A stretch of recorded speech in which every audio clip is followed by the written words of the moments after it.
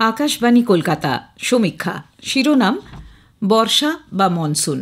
লিখেছেন অজয় নাথ। বর্ষা নিয়ে বিভিন্ন মানুষের মনে বিভিন্ন ভাবনা কাজ করে। রবীন্দ্রনাথের ভাবনা আমরা অনুভব করি তাঁর গানে, কবিতায়। সিনেমা বা গল্প উপন্যাসে বর্ষা উপস্থাপিত হয় বিভিন্ন মাত্রায়। বর্ষায় ভালো বৃষ্টি হলে কৃষিজীবী মানুষের আনন্দ হয় ভালো ফসল পাওয়ার আশায়। দেশের অর্থনৈতিক উন্নতি হয় কারণ আমাদের দেশে কৃষি ব্যবস্থা এখনও বহুলাংশে বৃষ্টি নির্ভর। জিডিপির প্রায় 20% আসে কৃষি উৎপাদন থেকে। অন্যদিকে বর্ষা হল জীবজন্তুর প্রজননের সময়, তাই আমাদের জাতীয় উদ্যানগুলি বন্ধ রাখা হয়। বর্ষার দুটি ভাগ আছে, মৌসুমি বায়ুপ্রবাহ এবং বৃষ্টিপাত। মৌসুমি বায়ুপ্রবাহ এবং বৃষ্টিপাতের ভৌত প্রক্রিয়া বা ফিজিক্যাল প্রসেস আলাদা হলেও আমাদের কাছে দুটি এক এবং অভিন্ন। ভারতে বর্ষা বা মনসুনের সংজ্ঞা সহজ ভাষায় বললে জুন থেকে সেপ্টেম্বর মাসের মধ্যে বায়ুমণ্ডলের নিচু স্তরে বাতাস দিক পরিবর্তন করে আরব ও বঙ্গোপসাগরের উপর পশ্চিম এবং দক্ষিণ পশ্চিম দিক থেকে প্রবাহিত হওয়া। নিরক্ষরেখার দক্ষিণে ভারত মহাসাগরের উচ্চচাপ অঞ্চল থেকে আসা বায়ুপ্রবাহ নিরক্ষরেখা অতিক্রম করে মৌসুমি বায়ুপ্রবাহে রূপান্তরিত হয়।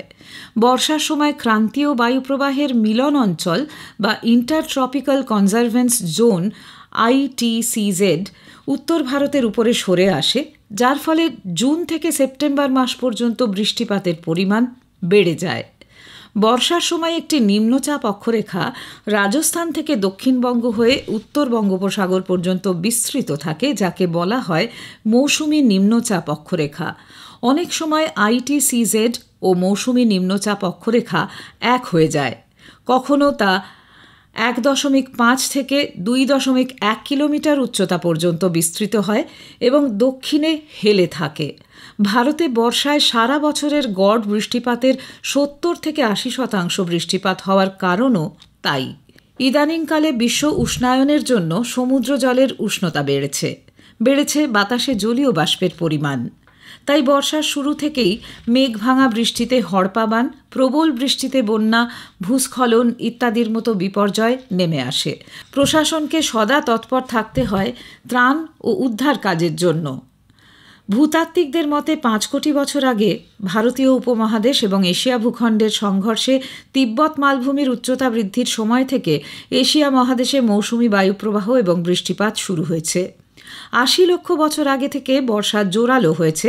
মৌসুমি বায়ুপ্রবাহ কখনো সক্রিয় কখনো নিষ্ক্রিয় থেকেছে, বিশেষ করে বিভিন্ন হিম যুগ ও অন্তর্বর্তী সময়ে।